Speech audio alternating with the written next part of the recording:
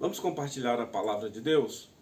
O texto de hoje está no livro de 1 Samuel, capítulo 4, a partir do versículo 16. E eu vou ler alguns versículos em parte, outros eu vou saltear para a gente poder ganhar tempo. O texto fala sobre a morte de Eli. Versículo 16. Aquele que fugia da guerra encontrou com Eli e disse: Eu sou o que saí das fileiras, fugi da guerra hoje mesmo. Perguntou-lhe Eli: Que sucedeu? Então respondeu o que trazia as novas e disse: Israel fugiu de diante dos filisteus.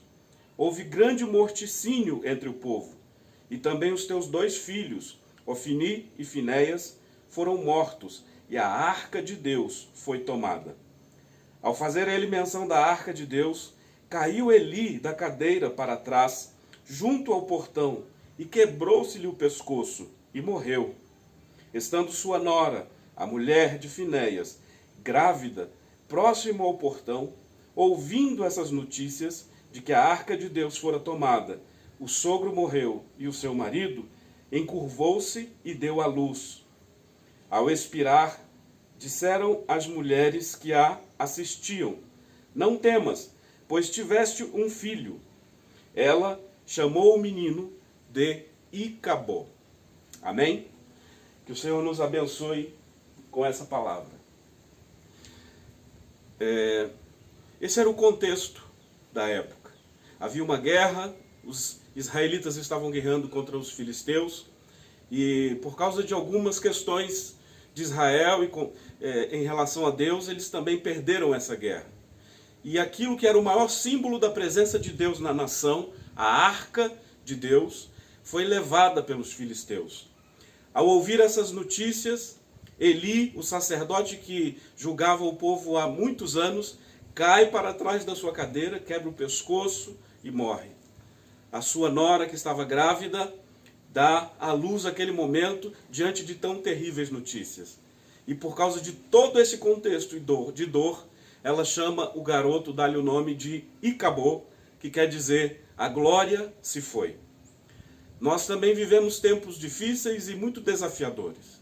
Muitas pessoas têm vivido nesse momento em que temos vivido dificuldades extremas nas quais eles não conseguem sair, não conseguem se livrar. Eu tenho observado algumas coisas, as notícias, conversas com amigos, ouvindo informações difíceis às vezes que têm chegado, e tenho percebido algumas questões. E a partir desse ouvir, eu tenho pensado sobre este momento específico. E o que nós temos vivido nesse tempo de pandemia, de crise de saúde, e no nosso caso no Brasil, uma crise que extrapola os limites da saúde, entra no campo político e também econômico, nós estamos em uma situação de tamanha crise no país que há pessoas em total desespero. Pessoas com seus comércios fechando ou por fechar, e tantas outras questões, saúde, tantas perdas de vida. O que eu gostaria de falar são de 2 questões que eu percebo nesse momento. Essa pandemia está trazendo mudança, essa é a primeira questão. Mudança em muitas áreas. E ao que eu percebo, essas mudanças elas são talvez mais profundas do que o que nós mesmos já podemos pensar ou esperar. A outra questão está ligada às nossas fragilidades. Assim como Eli e sua nora recebem notícias terríveis, e essas notícias influenciam suas vidas e a vida da nação, porque é a presença de Deus que se foi, e ali geram mudanças que vão afetar todas as pessoas. Nós também temos vivido um tempo de grandes mudanças. Nós temos vivido um tempo de mudança nas relações comerciais. Empresas estão tendo que se adaptar os seus negócios. Famílias estão tendo que se adaptar. A sociedade inteira precisa mudar e se ajustar ao novo tempo. Governos, saúde, há muitas mudanças e mudanças profundas acontecendo. E uma das leis da termodinâmica diz que o mundo está em constante mudança e aquele ou aquela que não consegue se adaptar morre, deixa de existir. As mudanças estão aí. Elas estão acontecendo. Elas estão nos afetando. E como elas têm nos afetado? Como estas mudanças que estão acontecendo nesse momento, e mais as que virão a acontecer, estão afetando a sua vida? Então a primeira coisa que eu quero destacar é: nós estamos vivendo sim um tempo de mudanças profundas. E essas mudanças exigem de nós uma adaptação. Exigem de nós que nós tenhamos a capacidade de ajustar as nossas vidas. Há uma mudança muito grande nas relações religiosas. Nós vemos inclusive grandes líderes de igrejas neopentecostais ou pentecostais que estão lutando para retornar às suas atividades presenciais, porque dependem muito das suas finanças. Eu não quero julgá-los, porque também nós dependemos. A igreja como um todo sempre depende das finanças de cada um de nós. Mas as igrejas estão tendo que se adaptar. O povo precisa se adaptar. E nós temos visto igrejas construindo plataformas, criando plataformas nas redes sociais, chegando de alguma forma, procurando chegar. E essas relações religiosas estão também em evolução. E aquele ou aquela que não consegue evoluir, não consegue se adaptar, morre, deixa de existir. Então, mudanças estão acontecendo. Ajuste-se. Quantas pessoas eu tenho ouvido dizer assim: eu não consigo ficar em casa, não tem jeito, não consigo me adaptar. E por isso também tem se exposto aí às enfermidades e às dificuldades que nós temos observado. Pessoas estão se expondo a multas e a tantas outras coisas porque não conseguem se adaptar ao momento. A outra questão está ligada então às fragilidades. A pandemia está mostrando as fragilidades dos comércios. Pessoas que têm suas empresas, mas não têm uma capacidade de geri-la em meio à necessidade de fechar suas portas por um período. Empresas que em 1 mês, 2 meses de comércio fechado não conseguem mais se manter. Estão dispensando seus funcionários. Há uma fragilidade nessa área de indústria, de comércio, e que foi exposto pela pandemia. Há uma grande fragilidade na área de saúde, e não só em países de terceiro mundo, mas nós temos visto inclusive nos países de primeiro mundo. Países que não estavam preparados para algo desta monta, deste tamanho. E podemos falar principalmente do nosso país. Um sistema de saúde que precisou e precisa se atualizar e se ajustar para dar conta de tudo aquilo que está acontecendo, fragilidades. Nós temos visto fragilidades na área espiritual.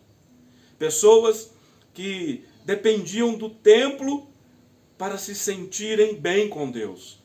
Assim como a arca se tornou e era para aquele povo de Israel a presença de Deus na nação, o maior símbolo desta presença, para muitos o templo físico, a estrutura física é o que direcionava e marcava a sua fé.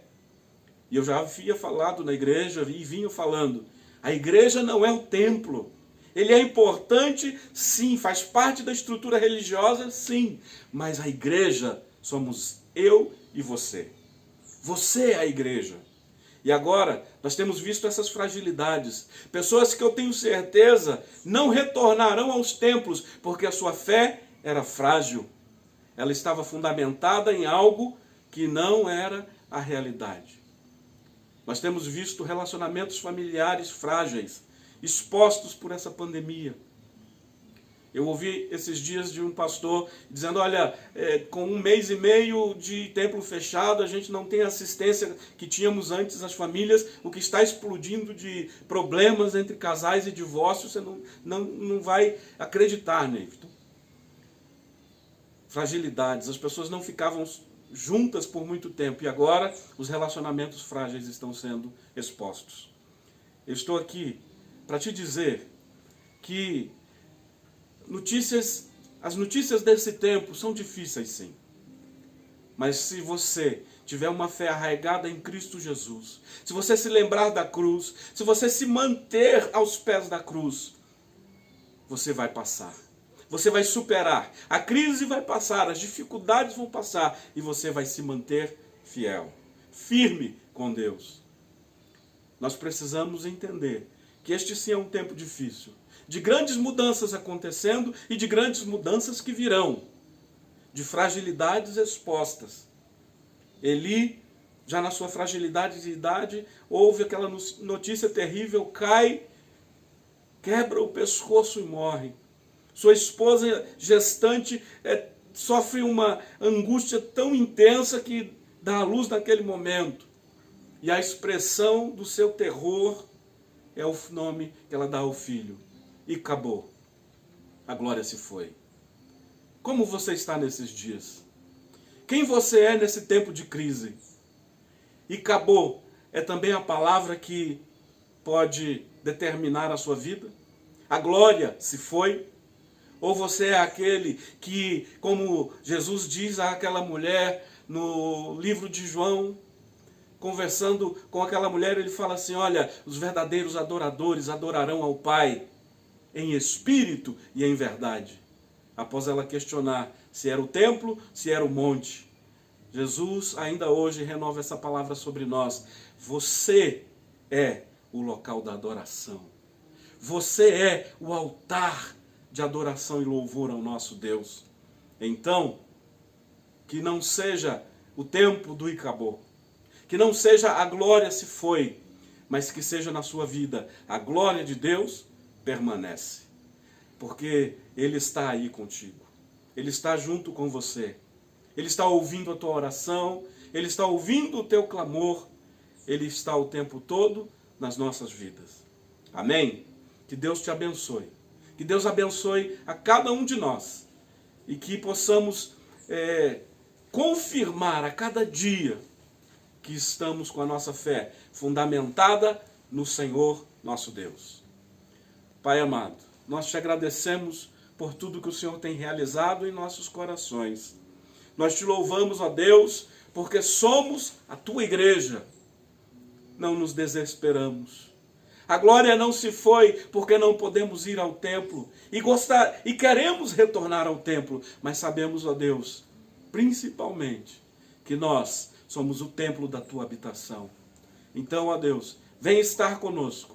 Venha ao Senhor Deus e faça-se presente na vida de cada um destes meus irmãos e irmãs, para a glória do nome de Jesus. Amém. Deus abençoe.